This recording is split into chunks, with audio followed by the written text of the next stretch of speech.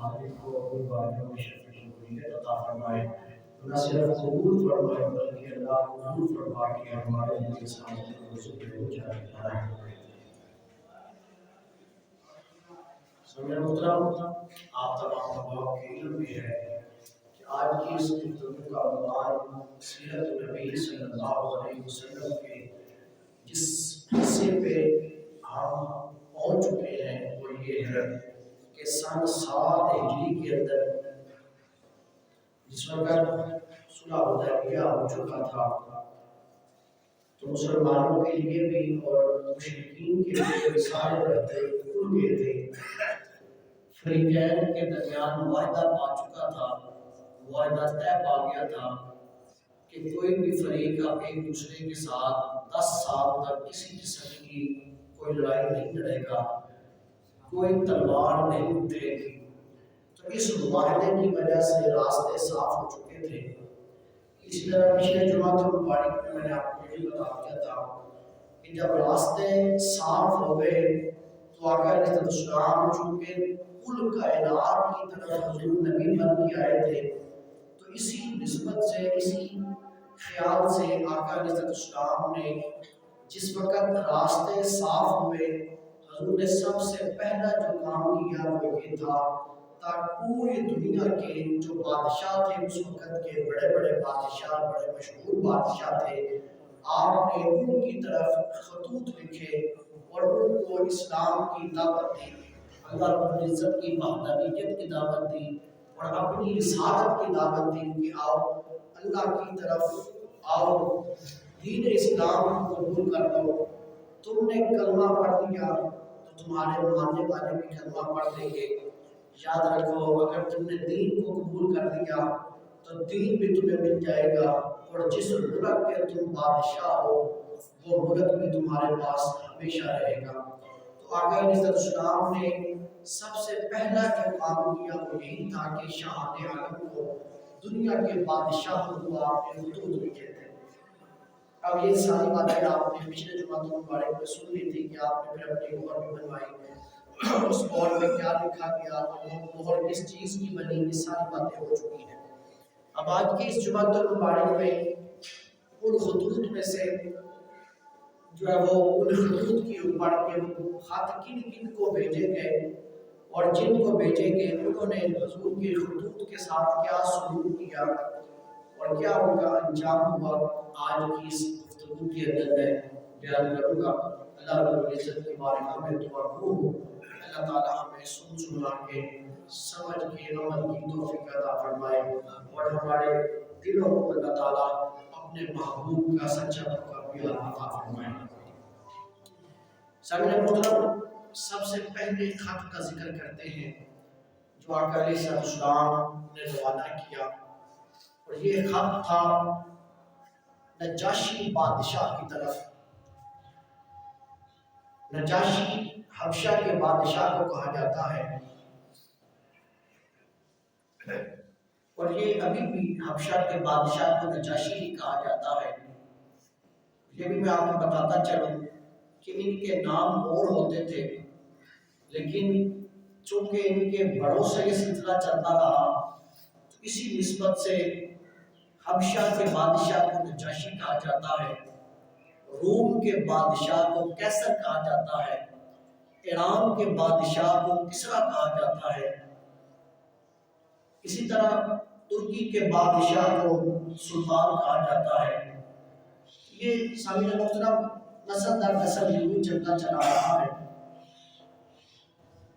آپ نے اپنا پہلا خط روانہ کیا حبشہ کے بادشاہ کی طرف جس کا نام نجاشی ہے۔ اس خط کو لے کے جانے والے آقا علیہ السلام کے صحابی جن کا نام تھا عمر بن امیہ، حضور نے حضرت عمر بن امیہ کو یہ خط دیا اور آپ نے نجاشی کی طرف روانہ کیا، حبشہ کی طرف روانہ کیا۔ نجاشی کے پاس حضور علیہ السلام کے صحابہ پہلے بھی آ چکے تھے۔ جس وقت مکے کی زمین تنگ ہو گئی، مکے کی سرزمین کے اوپر مسلمانوں کے اوپر ظلم ہوتا تھا، تو حضور نے ارشاد فرمایا کہ مکے کو چھوڑ دو اور کہیں اور ہجرت کر جاؤ۔ صحابہ نے عرض کی رسول اللہ ہم کہاں جائیں؟ تو حضور نے ارشاد فرمایا کہ حبشہ کا جو بادشاہ ہے وہ بڑا رحم دل بادشاہ ہے، جاؤ اس کی سلطنت میں چلے جاؤ، اس کے ملک کے اندر امیر اور غریب سب برابر ہیں، اس کے ملک کے اندر قانون کی حکمرانی ہے، تو لہذا جاؤ حبشے کی طرف ہجرت کر جاؤ۔ اس لحاظ سے حبشہ کے بادشاہ نجاشی کچھ نہ کچھ اسلام کے بارے میں وہ جانتا تھا۔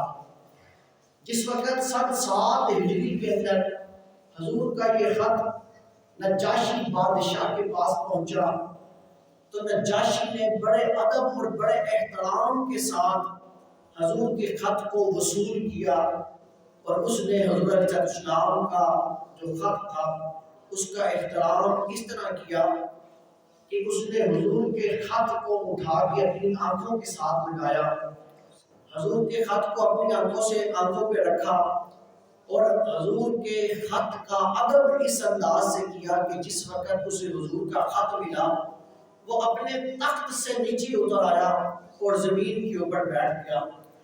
حضور کے خط کے ادب کے اندر اس نے تخت کے اوپر بیٹھنا نہ گوارا کیا، وہ حضور کے خط کے ادب میں وہ زمین کے اوپر بیٹھ جاتا ہے۔ وہ زمین کے اوپر بیٹھا، زمین پہ بیٹھ کے اس نے خط کھولا اور اس نے آقا علیہ السلام کا وہ خط پڑھا۔ حضور کا خط مبارک عربی متن کے اندر تھا، اور حضور علیہ السلام نے خط لکھا جس کا ترجمہ اس انداز کے ساتھ ہے۔ حضور نے ارشاد فرمایا، آپ نے فرمایا کہ یہ خط ہے محمد رسول اللہ کی طرف سے نجاشی بادشاہ کی طرف جو حبشے کا فرمانروا ہے۔ آپ نے فرمایا کہ میں اللہ کی حمد کرتا ہوں، اس کے علاوہ کوئی بھی معبود نہیں ہے، وہی بادشاہ حقیقی ہے، ہر عیب سے پاک ہے، سلامت رکھنے والا ہے، امن دینے والا ہے، ہر ایک کا نگہبان ہے۔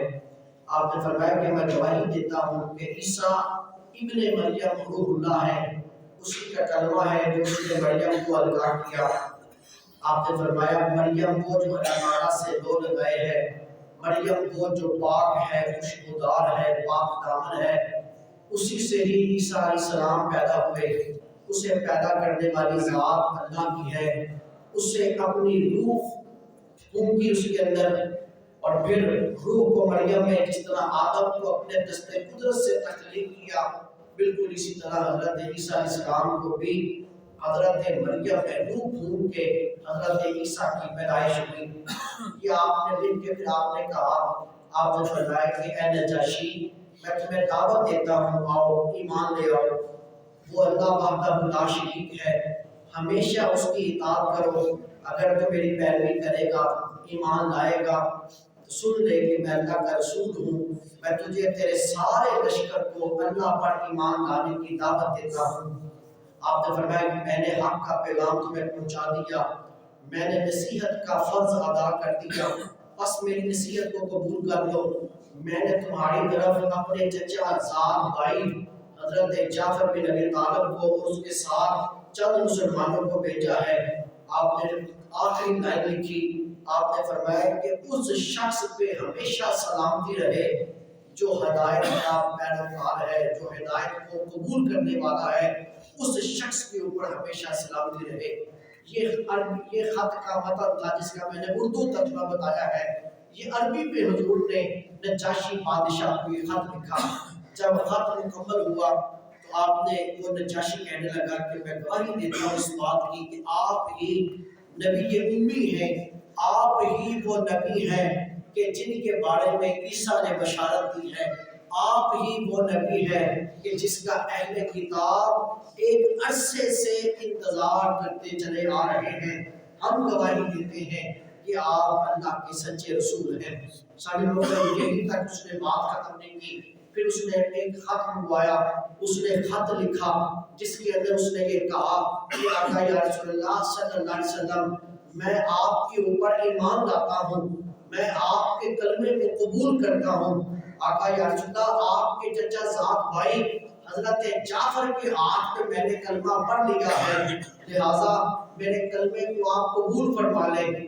آپ اس نے ساتھ یہ بھی کہا کہ میرا بیٹا ہی رہا حضور کی خدمت میں بھیج رہا ہوں، آقا یا رسول اللہ اگر آپ مجھے بھی اجازت عطا فرمائیں گے تو میں خود بھی حاضر ہونے کو تیار ہوں، آپ کا حکم آئے گا تو میں آپ کی بارگاہ میں حاضر ہو جاؤں گا۔ میں گواہی دیتا ہوں کہ حضور کا ایک ایک حرف حق ہے۔ السلام علیکہ یا رسول اللہ ورحمۃ اللہ وبرکاتہ۔ سامع محترم، یہ نجاشی نے خط لکھ کے حضور کے قاصد کو دیا اور وہ لے کے حضور کی بارگاہ میں آ گیا۔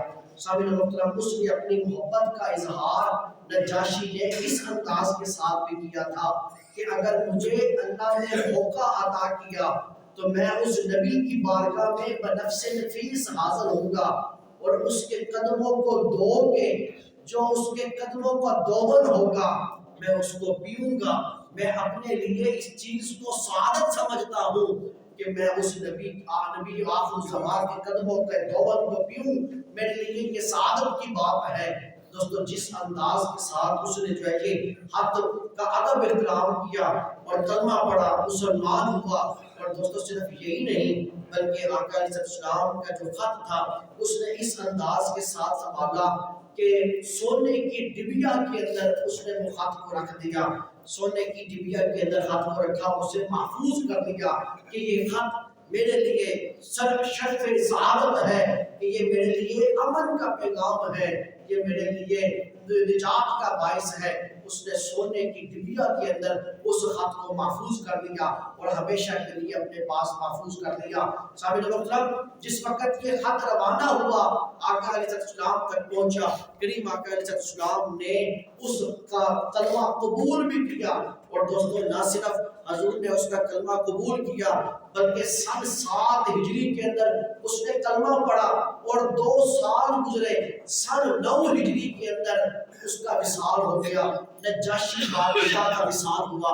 جب نجاشی بادشاہ کا وصال ہو گیا تو آپ کریم آقا علیہ السلام آپ مدینہ طیبہ کے اندر آپ نے ارشاد فرمایا، آپ نے فرمایا کہ میرے صحابہ قد توفی فی هذه الساعة فخرجوا بنا الى المصلی، حضور نے ارشاد فرمایا میرے صحابہ آؤ باہر نکلے اور کھلے میدان کی طرف نکلتے ہیں۔ یہ وہ لمحہ ہے جس لمحے نجاشی کا وصال ہوا ہے، آؤ باہر نکلے۔ جس طرح اس نے ہمارے ساتھ اپنی محبت کا اظہار کیا ہے، ہم محبت کا جواب محبت کے ساتھ دیتے ہیں، آؤ باہر نکلیں اور اس کی نماز جنازہ ادا کریں۔ سامعین محترم، کریم آقا علیہ السلام اپنے صحابہ کے جمع کثیر کے ساتھ آپ اکٹھے ہوئے اور دوستوں مدینہ طیبہ کے کھلے میدان کے اندر آپ نے جا کے نجاشی کی نماز جنازہ ادا کی۔ اب حبشہ کئی میل دور کے فاصلے کے اوپر تھا، لیکن حضور نے غائبانہ نماز جنازہ ادا کی، اور دوستوں یہ واحد جنازہ ہے جو حضور نے غائبانہ نماز جنازہ ادا کی ہے۔ اسی سے اہل حدیث مکتبہ فکر کے لوگ یہ دلیل پکڑتے ہیں کہ یہ غائبانہ نماز جنازہ ادا کرنا جائز ہے۔ سامعین محترم، غائبانہ نماز جنازہ ہمارے نزدیک یہ جائز نہیں ہے، اس لیے کہ ہمارے جنازے کے اندر شرط یہ ہے کہ جس کی جنازہ پڑھا جا رہا ہے وہ میت سامنے ہونی چاہیے۔ نماز جنازہ کی شرائط میں سے یہ شرط ہے کہ میت سامنے ہو۔ سامعین محترم، ہماری آنکھوں کے سامنے میت نہیں ہوتی، لہذا غائبانہ نماز جنازہ ہم نہیں ادا کرتے، اور دوستوں پھر کہا جاتا ہے کہ حضور نے بھی تو ادا کی ہے۔ سامعین محترم، آقا علیہ السلام نے نجاشی کی نماز جنازہ ادا کی، کیوں ادا کی؟ اس لیے کہ حضور کے لیے کوئی شے بھی غیب نہیں تھی۔ آقا علیہ السلام ہر شے کو یوں دیکھنے والے تھے جس طرح ہم سامنے دیکھتے ہیں، آقا علیہ السلام بالکل آپ یوں ہی سامنے دیکھنے والے ہیں۔ دوستو وہ ذات تو وہ ذات ہے کہ حبشہ تو چند میلوں کے فاصلے کے اوپر تھا، حضور علیہ السلام تختے چاک زمین کے اوپر بیٹھ کر نگاہ دلاتے ہیں، آپ جنت تک کے نظاروں کو دیکھ لیتے ہیں، آپ مصلی رسول کے اوپر کھڑے ہوتے ہیں، آپ ہاتھ اٹھاتے ہیں، آپ کا ہاتھ جنت کے اندر انگوروں کے جوشوں تک چلا جاتا ہے۔ سامنے محترم پھر پتہ چلا غیب ہم لوگوں کے لیے ہے، آقا علیہ السلام کے لیے کوئی شے غیب نہیں ہے۔ اسی لیے تو دوستو حضور علیہ السلام کی اسی بات کے اوپر علماء نے اس چیز کے اوپر تشریحات لکھی۔ اس نے کہا 2 صورتوں میں سے ایک صورت بنائی گئی تھی، اور ان 2 صورتوں میں سے ایک صورت کیا تھی؟ یا تو آقا خالق کائنات نے حضرت جبریل امین کو حکم دیا کہ جبرائیل اٹھا جنازہ، اور اٹھا کے نجاشی کے جنازے کو اٹھا کے میرے محبوب کے سامنے کر دے۔ سامنے مطلب نجاشی کے جنازے کو اٹھا کے حضور کے سامنے کر دیا گیا۔ اور دوسری صورت یہ تھی کہ راستے سے سارے پردے ہٹا دیے گئے، حضور سامنے نجاشی کا جنازہ دیکھ رہے تھے اور نماز جنازہ ادا کر رہے تھے۔ پھر یہاں پر لوگ کہتے ہیں کہ حضور دیکھ رہے تھے، پیچھے مقتدین تو نہیں دیکھ رہے تھے۔ سامعین محترم یاد رکھیے گا، غائبانہ نماز جنازہ کے اندر یہ شرط ہے کہ جنازہ امام دیکھ رہا ہو، مقتدیوں کا دیکھنا ضروری نہیں ہے۔ دوستو اسی بات کے اوپر آئے تو بسا اوقات ایسا ہو جاتا ہے کہ جنازے کے اندر بہت رش ہو تو پیچھے والے مقتدیوں کو میت کی نظر ہی نہیں آتی۔ اس لیے یہ شرط ہے کہ جنازہ امام دیکھ رہا ہو، یہ شرط نہیں ہے کہ مقتدی دیکھ رہے ہو۔ مقتدیوں نے یہی کہنا ہے کہ پیچھے اس امام کی نکت کرنی ہے۔ تو دوستو آقا علیہ السلام کئی میل کے فاصلے سے نجاشی کا جنازہ آپ نے مدینہ طیبہ میں کھڑے ہو کے پڑھایا، اس وجہ سے کہ حضور کے لیے کوئی شے بھی غیب نہیں تھی۔ آقا علیہ السلام مدینے میں کھڑے ہو کے حبشہ کے اندر نجاشی کے جنازے کو صاف دیکھ رہے تھے۔ امین محترم یہ خوش بخت بادشاہ تھا کہ جس کو خالق کائنات نے اسلام کی دولت سے مالا مال کر دیا، اور آقا علیہ السلام نے تا دم آخر آپ نے نجاشی کی تعریف بھی کی، اور آپ نے نجاشی کی نماز جنازہ بھی خود پڑھائی۔ اب کئی میلوں کے فاصلے سے آقا علیہ السلام نجاشی کی نماز جنازہ ادا کرتے ہیں۔ دوستو یہ بالکل اسی طرح کا منظر تھا کہ جب مکے کے لوگوں نے یہ کہا کہ اگر آپ معراج پہ گئے ہیں تو بتائیں مسجد اقصی کی کھڑکیاں کتنی ہیں، دروازے کتنے ہیں؟ تو آقا علیہ السلام کے لیے آپ نے 1 منٹ کے توقف کے بغیر خالق کائنات نے سارے پردے ہٹا دیے۔ آپ مکے کی سرزمین پہ کھڑے ہو کے دور فلسطین میں مسجد اقصی کو دیکھتے رہے۔ آپ دیکھتے رہے دروازے کتنے ہیں، مشرکین کو بتاتے رہے۔ آپ دیکھتے رہے کھڑکیاں کتنی ہیں، مشرکین کو بتاتے رہے۔ دوستو غیب تیرے میرے لیے تو ہو سکتا ہے، لیکن آقا اور مولا کے لیے کوئی ذات کوئی شے بھی غیب نہیں ہے۔ اس لیے خالق کائنات نے فرمایا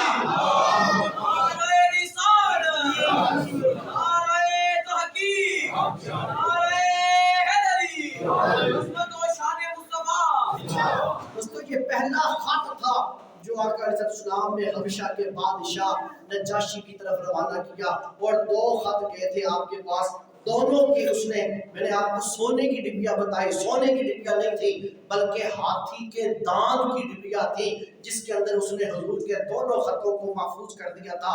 ایک حضور کی طرف خط گیا کلمہ طیبہ پڑھانے کے لیے، اور دوسرا خط گیا حضور کے عقد کے لیے۔ ایک عقد حضرت نجاشی نے بھی آقا علیہ السلام کا نکاح کیا حضرت سیدہ ام حبیبہ کے ساتھ، جو آپ پچھلے جمعہ المبارک میں پڑھ آئے ہیں۔ یہ 2 خط جو ہے وہ نجاشی کے پاس تھے حضور کے، اور دونوں خطوط اس نے سونے کی ڈبیا کے اندر رکھ کے ہمیشہ کے لیے اپنے پاس محفوظ کر لیے۔ دوستو وقت اجازت نہیں دیتا کہ اس سے آگے گفتگو کی جائے، اگلے خط کی طرف آتے ہیں۔ حضور علیہ السلام نے پھر دوسرا خط لکھا روم کے بادشاہ کی طرف۔ روم اس وقت سپر پاور تھے، جس طرح آج امریکہ سپر پاور ہے، اس وقت روم سپر پاور تھی، اور روم کے بادشاہ کو کیسر کہا جاتا ہے۔ ویسے روم کے حقیقی بادشاہ کا جو حقیقی نام تھا ہرکل تھا، جو اس وقت بادشاہ تھا اس کا نام ہرکل تھا، لیکن روم کے بادشاہ کو کیسر کہا جاتا ہے۔ دوستو آپ نے دوسرا خط لکھا کیسر کے نام۔ اب آپ نے آقا علیہ السلام نے خط لکھا، اور یہ خط جس وقت کیسر کو موصول ہوا اس وقت اس نے ہرکل بادشاہ نے یہ منت مانی تھی۔ ایران کے بادشاہ جسے کسرا کہا جاتا ہے، کسرا نے روم کے علاقوں پہ قبضہ کر لیا تھا، اور اس نے یہ کہا تھا، اس نے کہا کہ اس نے روم کے بادشاہ نے کہا، ہرکل نے کہا اگر میں کسرا سے अपने मकबूजा इलाके छुड़वाने में कामयाब हो गया तो मैं कुस्तुनतुनिया से लेकर बैतुल मक़दस तक पैदल जाऊंगा और जाके मस्जिद अक्सा की ज़ियारत भी करूंगा और मस्जिद अक्सा के अंदर मैं नफल भी पढ़ूंगा। उसने ये मन्नत मानी थी। तो दोस्तों उसकी जंग हुई और उसने वो जो मकबूजा इलाके थे जिसके ऊपर कब्जा कर लिया था, किसरा ने कब्जा कर लिया था, वो उसने छुड़वा लिए। अल्लाह ताला ने उसको फतह अता की। तो बादशाह अपनी मन्नत पूरी करने के लिए निकलता है। वो अपनी मन्नत पूरी करने के लिए निकला, पैदल जा रहा है। रास्ते में वो जहां जहां से गुजरता लोग उसके ऊपर पत्नियां निछावर करते, उसके गले में हाथ डालते कि हमारा बादशाह गुजर रहा है। वो पैदल ही सफर कर रहा था और बैतुल मक़दस तक पहुंच गया। जिस वक्त वो बैतुल मक़दस में पहुंचा तो दोस्तों ये बादशाह था जिसका नाम हिरकल है, या ज़हन में रखिएगा। इस हिरकल को इल्म नजूम था, इसके पास सितारों का इल्म था। एक रात ये सुबह के वक्त उठता है तो इसे एक सितारा दिखाई दिया। अब सितारों का इल्म इसके पास वैसे भी था और जब वो सितारा तुलू हुआ तो वो सारा दिन उसने अफसुर्दगी में गुजारा। जब अफसुर्दा रहा तो उसके दोस्त ने उसे कहा कि हिरकल क्या बात है कि आज तो बड़ा अफसुर्दा है, आज तेरे चेहरे के ऊपर उदासी है, क्या बात है? उसने कहा कि एक सितारा नमूदार हुआ है, उसने मुझे आज परेशान कर दिया है। वो बादशाह से पूछता है, इस्तिफसार करता है, बादशाह वो सितारे की हकीकत क्या है? उसने कहा उसकी हकीकत ये है कि हमने अपनी किताबों में ये पढ़ा है कि जिस वक्त ये सितारा नमूदार हो जाएगा उस वक्त इस दुनिया का बादशाह इस कायनात के अंदर जलवा कर हो जाएगा और इस हमारी हुकूमत का सफा लपेट दिया जाएगा और फिर बादशाहत होगी तो सिर्फ उसी की बादशाहत होगी।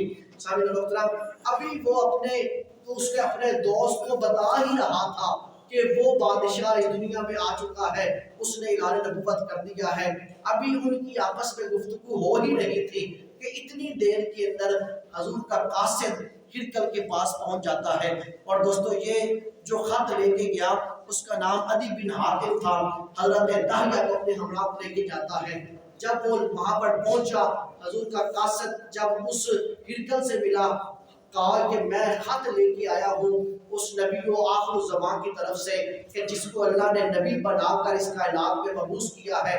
ये खत है बादशाह तेरे नाम हिरकल के नाम के खत है, लिहाजा बादशाह इसको वसूल कर, इसको कबूल कर।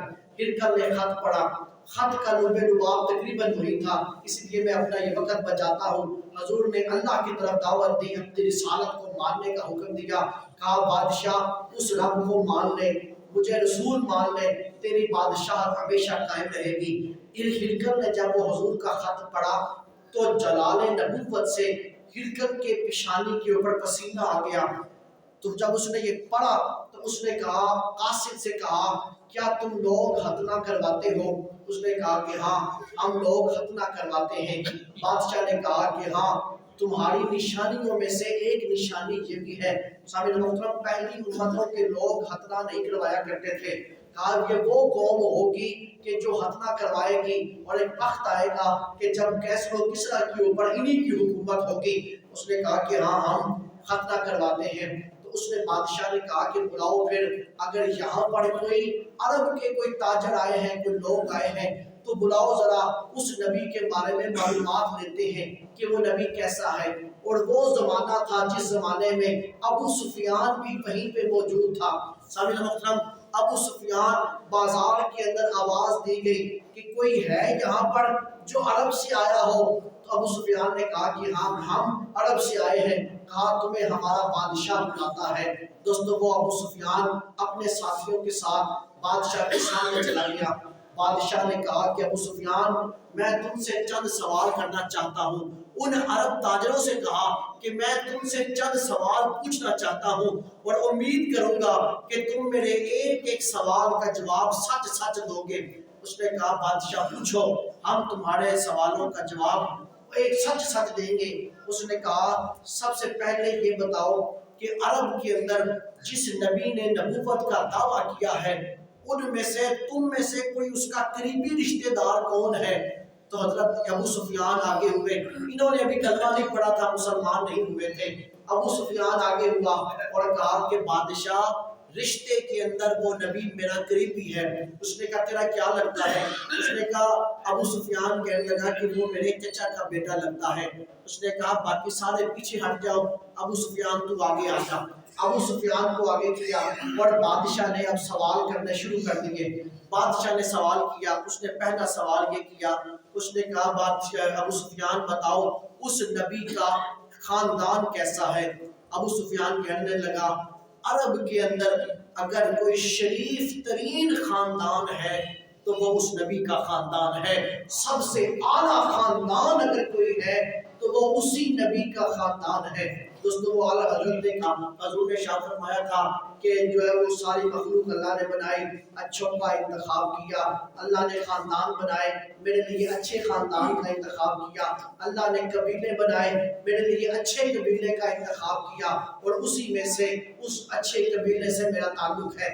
حضور کا تعلق بنو ہاشم سے تھا، جس طرح حضرت اعلیٰ حضرت نے کہا تھا کہ خلق سے اولیاء، اولیاء سے رسول، سب رسولوں سے اعلیٰ ہمارا نبی، کہ سارے کائنات میں سے اللہ نے برگزیدہ بندے، پھر اللہ نے انبیاء کو چنا، پھر رسولوں کو چنا، اور رسولوں میں سے 4 اولو العزم کو، اور پھر چاروں میں سے اللہ نے سب سے اونچا درجہ اپنے محبوب کو عطا کیا۔ اس نے ابو سفیان نے کہا کہ ہاں اس وقت پورے قبائل کے اندر سب سے اعلیٰ ترین خاندان اگر کسی کا ہے تو وہ اسی نبی و آخر الزمان کا ہے۔ دوسرا سوال اس نے یہ کیا بتاؤ اس میں سے کسی نے نبوت کا پہلے دعویٰ کیا ہے اس خاندان میں سے؟ ابو سفیان نے کہا کہ نہیں، کسی نے نہیں کیا۔ اس بادشاہ نے کہا کہ بتاؤ کیا تمہارے خاندان میں آباء و اجداد میں کوئی بادشاہ بھی گزرا ہے؟ ابو سفیان نے کہا کہ نہیں، کوئی بادشاہ نہیں گزرا۔ اس نے کیسر نے کہا، ہرقل نے کہا کہ کیا اس نبی کو ماننے والے غریب لوگ ہیں یا امیر لوگ ہیں؟ ابو سفیان نے کہا کہ غریب لوگ ہیں۔ کیسر نے کہا بتاؤ اس نبی کو ماننے والوں کی تعداد بڑھ رہی ہے یا کم ہو رہی ہے؟ اس نے کہا، ابو سفیان کہنے لگے کہ دن بہ دن اس کے ماننے والوں کی تعداد بڑھ ہی رہی ہے۔ پھر کیسر نے کہا کیا کبھی ایسا ہوا ہے کہ جس نے اس کا دین قبول کیا ہے وہ دین چھوڑ کے واپس گیا ہو؟ اس نے کہا نہیں، ایسا کبھی نہیں ہوا۔ جس نے اس کا دین قبول کیا ہے وہ کاٹ دیا گیا، مار دیا گیا اس کو، لیکن اس نے اپنی زبان سے اس نبی کا کلمہ نہیں اتارا۔ اور پھر کیسر کہنے لگا نبوت کے دعوے سے پہلے کیا ان کے اوپر کوئی جھوٹ بولنے کا الزام لگا ہے؟ ابو سفیان کہنے لگا، اس نے کہا کہ تم بات کرتے ہو کہ جھوٹ کا کوئی الزام لگا ہو، ہمارے درمیان اگرچہ ہم اس کے دشمن ہیں لیکن ہم اس کے باوجود یہ کہتے ہیں کہ اس جیسا سچا نبی ہم نے کوئی دیکھا ہی نہیں ہے، اس جیسا سچا انسان ہم نے کوئی دیکھا ہی نہیں ہے۔ دوستو آپ اس سے اندازہ لگائیں کہ ابو جہل جو ہے اس امت کا فرعون ہے اور حضور کا سب سے بڑا دشمن ہے۔ اس ابو جہل کا عقیدہ کیا تھا کہ جس وقت صفا کی پہاڑی پہ چڑھ کے حضور نے کہا اگر میں تمہیں یہ کہوں کہ اس پہاڑی کے پیچھے سے ایک لشکر آئے گا تمہارے پہ حملہ کرے گا تو کیا تم میری بات مان جاؤ گے؟ ابو جہل نے کہا تھا کہ محمد ہم مروہ کی پہاڑی پہ، صفا کی پہاڑی پہ چڑھیں گے، ہم دیکھیں گے، اگر لشکر آتا ہوا تو ٹھیک ہے، اگر لشکر نہ آتا ہوا تو ہم کہیں گے ہماری نظروں کا تو دھوکہ ہو سکتا ہے لیکن محمد کی زبان جھوٹی نہیں ہو سکتی ہے۔ دوستو کہ ایسا ان کا عقیدہ تھا۔ ابو سفیان کہنے لگا کہ نہیں، ہم اگرچہ ان کے دشمن ہیں لیکن ایک بات ہے کہ ان جیسا کوئی سچا نہیں ہے، اپنے ہیں یا پرائے ہیں، ہر ایک نے یہ کہا ہے انت صادق انت امین، کہ اس جیسا سچا کسی ماں نے پیدا ہی نہیں کیا ہے۔ پھر بادشاہ نے یہ کہا، بادشاہ نے کہا ابو سفیان بتاؤ کبھی اس نے وعدے کی خلاف ورزی کی ہے؟ وہ بادشاہ ابو سفیان کہنے لگا کہ نہیں، اس نے کبھی بھی ہمارے ساتھ وعدے کی خلاف ورزی نہیں کی۔ ابو سفیان کہنے لگا ہاں آج کل ہمارا ان کا ایک معاہدہ چل رہا ہے، دیکھیں کیا بنے گا۔ اس نے کہا میں اپنی طرف سے کوئی بات شامل کر سکا تو صرف میں نے یہی بات شامل کی۔ تو پھر کیسر نے کہا، ہرقل نے کہا کہ تمہاری آپس میں کبھی جنگ بھی ہوئی ہے؟ اس نے کہا جنگیں ہوئی ہیں۔ اس نے کہا کیا نتیجہ نکلا؟ کہا کبھی وہ غالب آئے اور کبھی ہم غالب آئے، جنگ بدر کے اندر وہ جیتے، جنگ احد کے اندر ہم جیتے۔ کیسر نے کہا وہ تمہیں کس چیز کی طرف دعوت دیتے ہیں؟ وہ کہنے لگا، ابو سفیان کہنے لگا ہمیں وہ دعوت دیتے ہیں اللہ کی عبادت کیا کرو، اس کے ساتھ کسی کو شریک نہ ٹھہرایا کرو۔ کہا اور کیا دعوت دیتے ہیں؟ اور دعوت دیتے ہیں ہمیں وہ نماز پڑھنے کا حکم دیتے ہیں، پھر ہمیں کہتے ہیں کہ روزہ رکھا کرو، پھر کہا کہ صدقہ دیا کرو، پھر وہ ہمیں حکم دیتے ہیں کہ سچ بولا کرو، پھر انہوں نے حکم دیا کہ اپنے دامن کو پاک رکھا کرو، بے حیائیوں سے اپنے آپ کو محفوظ رکھو، پھر انہوں نے کہا کہ صلہ رحمی کیا کرو، رشتے توڑا نہ کرو، رشتوں کو جوڑا کرو۔ سامعین محترم، جب یہ ہرقل کی بات مکمل ہو گئی تو ہرقل نے کہا کہ ہاں وہ نبی سچا نبی ہے۔ ابو سفیان نے کہا کہ تو اس بات کی گواہی کس طرح دیتا ہے؟ اس نے کہا میں اس بات کی گواہی اس طرح دیتا ہوں جو میں نے پہلی بات تجھ سے پوچھی کہ اس کا خاندان کیسا تھا، تو تو نے کہا کہ اس کا خاندان سب سے اعلیٰ خاندان ہے۔ کہا نبی 1.25 لاکھ نبیوں میں جتنے نبی بھی آئے ہیں سب کا خاندان اعلیٰ تھا۔ اس نے کہا دوسری بات یہ کہ کیا پہلے کسی نے نبوت کا دعویٰ کیا ہے؟ تو نے کہا نہیں۔ اس نے کہا اس کا مطلب یہ ہے کہ وہ سچا نبی ہے، یہ نہیں کہ وہ پچھلے کی کوئی نبوت چلانے کے لیے اس نے دعویٰ کیا ہے۔ کہا اس کا بھی مطلب یہی ہے کہ وہ سچا نبی ہے۔ تیسرا میں نے سوال کیا کوئی بادشاہ گزرا ہے؟ تو نے کہا نہیں۔ کہا اگر وہ جھوٹا ہوتا تو وہ پھر اپنی بادشاہت کو دوبارہ حاصل کرنے کے لیے نبوت کا دعویٰ کیا اس نے۔ اس سے بھی پتہ چلتا ہے کہ وہ نبی سچا نبی ہے۔ دوستو پھر آگے چلیں۔ اس نے کہا بتا غریبوں نے اس کی پیروی کی ہے یا امیروں نے؟ اس نے کہا ابھی تک تو غریبوں نے کی ہے۔ کہا سچے نبی کی یہ بھی علامت ہے کہ اس کے ابتدائی وقت کے اندر جب اس کی پیروی کرتے ہیں تو کمزور لوگ پیروی کرتے ہیں۔ کہا یہ بھی اس کے سچے نبی ہونے کی علامت ہے۔ کہا ان کی تعداد بڑھ رہی ہے یا کم ہو رہی ہے؟ اس نے کہا اس کا مطلب یہ ہے اگر اس کی تعداد بڑھ رہی ہے تو پھر جو لوگ سچے ہوتے ہیں وہ بڑھتے چلے جاتے ہیں، رفتہ رفتہ ان کی تعداد زیادہ ہوتی جاتی ہے۔ اس نے کہا پھر تو نے مجھے کہا کہ اس کے دین سے کوئی بھی مرتد نہیں ہوا، آج تک دین سے کوئی پھرا نہیں ہے۔ اس نے کوئی یاد رکھنا جب کوئی سچے دین کو قبول کر لیتا ہے، دین انسانی رگوں کے اندر سرایت کر جاتا ہے۔ جب انسان سچے دل سے دین کو قبول کرتا ہے اس کے دل کے اندر دین پوری طرح سرایت کر جاتا ہے، وہ دین کی ایسی مٹھاس پاتا ہے، یہ لوگ پھر بڑھ تو جاتے ہیں لیکن کبھی اپنے دین سے پیچھے نہیں ہٹتے ہیں۔ دوستو سمیہ کو ابو جہل نے کہا تھا کہ سمیہ کہ تیرا خدا اللہ نہیں ہے، تیرا خدا لات ہے منات ہے۔ حضرت سمیہ نے کہا کہ میں نہیں کہوں گی۔ اس نے کہا میں تجھے چیر دوں گا۔ ابو جہل کہہ رہے میں تجھے چیر دوں گا۔ اس نے کہا چیر دے، لیکن بات ایک ہی ہے کہ وہ اللہ وحدہ لا شریک ہے۔ دوستو ایسی کڑی سزا دی تھی۔ اس نے سمیہ کے ایک اونٹ کے ساتھ ایک ٹانگ کے ساتھ ایک اونٹ باندھا، دوسری ٹانگ کے ساتھ دوسرا اونٹ باندھا، ایک کو ضرب ادھر لگائی ایک کو ضرب ادھر لگائی، چیر کے رکھ دیا، لیکن دوستو کلمہ توحید اس کی زبان سے نہ اتار سکا۔ حضرت بلال حبشی کے سینے کے اوپر پتھر رکھتا رہا امیہ اور کیا کہتا تھا کہ یہ منات تیرا خدا ہے، یہ عزا تیرا خدا ہے، اس رب کا انکار کر جس کا محمد کہتا ہے۔ حضرت بلال حبشی پتھر سینے کے اوپر رکھتے، تبتی ریت کے اوپر لیٹ جاتے، ساری رات آپ کے بازو کے اوپر امیہ اپنی چارپائی کا پایا رکھ کے سویا رہتا، لیکن بلال میں سے ایک ہی آواز آتی احد احد احد، اگر کوئی رب ہے تو وہ صرف ایک اللہ وحدہ لا شریک ہے، اس کے علاوہ کوئی خدا نہیں ہے۔ ہرقل نے کہا جس کے دل میں ایمان سرایت کر جاتا ہے وہ بڑھ تو جاتا ہے لیکن اپنی زبان سے کلمہ نہیں اتارتا۔ کہا اس کے سچے دین کی یہ علامت ہے۔ پھر اس نے کہا کہ جھوٹ بولا اس نے کبھی؟ تو نے کہا نہیں بولا۔ سچے نبی کی علامت یہ ہے اگر وہ لوگوں کے بارے میں جھوٹ نہیں بولتا تو وہ رب کے بارے میں بھی جھوٹ نہیں بولتا ہوگا۔ دوستو پھر اس نے کہا کہ عبادہ وعدہ توڑا اس نے کبھی؟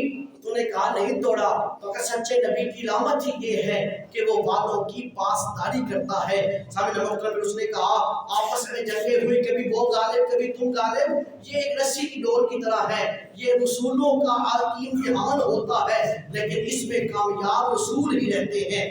کہا پھر تم نے کہا وہ ہمیں دعوت دیتے ہیں نماز کی طرف کہ نماز پڑھا کرو، روزہ رکھا کرو، صدقہ کیا کرو، سچ بولا کرو، وعدے کی پاسداری کیا کرو، رشتوں کو جوڑا کرو. کہا نبی اس دنیا میں آتا ہی اس لیے ہے تاکہ وہ انسانوں کے اخلاق کو سنوارے، انسانوں کو انسان بنائے. نبی آتا ہی اس لیے ہے. دوستو ابو سفیان کہنے لگا کہ اس نے جب یہ اپنی بات مکمل کر لی پھر اس نے یہ کہا، اس کے ارد گرد بیٹھے تھے، اس کے وزراء بیٹھے تھے، اس نے کہا میرے وزیروں میں تمہیں ایک بات کی گواہی دے رہا ہوں، یاد رکھو کہ وہ نبی سچا نبی ہے جس کے بارے میں انبیاء بتاتے آئے ہیں. آؤ اس کی طرف، آؤ کلمہ پڑھ لو، مسلمان ہو جاؤ. اس نے کہا، اب ہرقل کہنے لگا یاد رکھنا اگر تم نے کلمہ نہ پڑھا ایک وقت آئے گا کہ جس جگہ پہ میں بیٹھا ہوں اس جگہ پہ بھی اسی نبی کی حکومت ہوگی، لہذا آؤ اس کا کلمہ پڑھ لو، مسلمان ہو جاؤ. سامعین محترم ابو سفیان کہنے لگا کہ جب میں نے یہ دیکھا کہ ہرقل جو سپر پاور ہے، جو بادشاہ ہے سپر پاور کا، یہ ہرقل جی اس نبی کی سچائی کی گواہی دیتا ہے. ابو سفیان کہنے لگا کہ میں حیران ہو گیا کہ وہ نبی، وہ عبداللہ کا یتیم، وہ آمینہ کا لال کہ جس کو ہم نے شہر سے نکال دیا، جس کو ہم جھوٹا کہتے ہیں، آج روم کا سپر پاور کا بادشاہ بھی اس کی تعظیم کر رہا ہے، اس کی عزت کر رہا ہے، اس کے نام سے ڈر رہا ہے. ابو سفیان کہنے لگا کہ میرے دل نے گواہی دی اگر آج نہیں تو بہت تھوڑے عرصے کے اندر اس نبی کا چرچا پوری دنیا کے اندر ہوگا، پوری دنیا اس کو ماننے والی ہوگی. ابو سفیان کہتا ہے میں اس کے اوپر غور کرتا رہا حتیٰ کہ اللہ نے میرے لیے ہدایت کا دروازہ کھول دیا اور میں کلمہ پڑھ کے مسلمان ہو گیا. دوستو پھر ہرقل نے کہا کہ سارے دروازے بند کر دو. دربار کے سارے دروازے بند کر دیے گئے، تالا لگا دیا گیا. جب تالے لگ گئے پھر اس نے کہا کہ بتاؤ اب تمہارے وزراء بتاؤ تمہاری کیا مرضی ہے. اس نبی کا کلمہ پڑھیں، اس نبی کی دعوت کو قبول کریں. سارے جتنے بھی وزراء تھے سارے وہاں سے دوڑے اور دوڑ کے دروازے کی طرف گئے لیکن دروازوں کو تالا لگا تھا. اس نے کہا بادشاہ اگر تم نے اس کا کلمہ پڑھنا ہے تو ہم تیری حکومت کو تسلیم نہیں کریں گے. دوستو بدبختی تھی، یہی چیز ہے کہ اللہ تعالیٰ ہدایت ہر چیز بن مانگے عطا کرتا ہے لیکن ہدایت اللہ اسی کو دیتا ہے جو ہدایت کا سوال اس کی بارگاہ میں کرتا ہے. ہرقل سمجھ گیا کہ وہ نبی سچا نبی ہے لیکن اس کے باوجود ہرقل نے کلمہ نہ پڑھا. اس نے کہا، وزراء نے کہا ہرقل یاد رکھنا اگر کلمہ تو نے پڑھنا ہے تو ہم تیری حکومت کو تسلیم نہیں کریں گے، ہم بغاوت کریں گے. دوستو جب اس نے یہ بات کی تو بادشاہ نے کہا ارے ہو میں تو تمہارے ساتھ مذاق کر رہا تھا، میں تو یہ دیکھ رہا تھا کہ تم اپنے مذہب عیسائیت کے اوپر کتنا تمہیں یقین ہے. میں نے جان لیا کہ تم لوگ پکے جو اپنی ملت عیسائیت کے اوپر پکے ہو، لہذا اس نے کہا کہ میں تمہاری جو ہے وہ اس بات کے اوپر یقین رکھتا ہوں اور میں کلمہ نہیں پڑھتا. دوستو یہ ہرقل کی آخری اطلاع تھی کہ ساری نشانیاں پوری ہونے کے باوجود بھی ہرقل نے کلمہ نہیں پڑھا. ہرقل اسی دنیا سے یوں ہی چلا گیا. اور دوستو اس نے ایک دفعہ یوں بھی اپنی نشانیوں کو پورا کیا. اس نے اپنا قاصد روانہ کیا، اس قاصد کو کہا کہ جاؤ نبی آخر الزمان کے پاس، وہ جو بات کہیں تمہیں اسے اپنے حافظے کے اندر مضبوط کر لینا، اپنے حافظے میں سے اس کو کبھی بھی نہ نکالنا. اس نے کہا کہ 3 باتیں ہیں، ان 3 باتوں کو کبھی بھی نہ بھولنا. اس نے کہا کون سی؟ اس نے کہا یاد رکھنا وہ نبی کیا گفتگو کے اندر میرے پچھلے خط کا حوالہ دے گا یا نہیں دے گا. دوسرا اس نے کہا کہ یاد رکھنا وہ دیکھنا کہ وہ اپنی گفتگو کے اندر لیل و نہار کا، دن اور رات کا ذکر کرے گا یا نہیں کرے گا. اور تیسرا ہرقل نے کہا کہ یہ یاد رکھنا کہ کسی طریقے اس نبی کی کمر کے پیچھے چلے جانا اور جا کے دیکھنا اس نبی کی کمر کے اوپر کوئی عجیب و غریب چیز نظر آئے گی تجھے۔ دوستو قاصد کو اس نے یہ 3 باتیں دیکھ کے روانہ کر دیا۔ اس نے کہا کہ جاؤ جا کے اس نبی کو یہ خط میرا دے دو۔ سامعین محترم، آپ کو جو خط لے کے آیا تھا اس کا نام تھا تنوخی اس کا نام تھا۔ قاصد کو وہ حضور کی بارگاہ میں آیا، آگے اس نے حضور کو خط دیا۔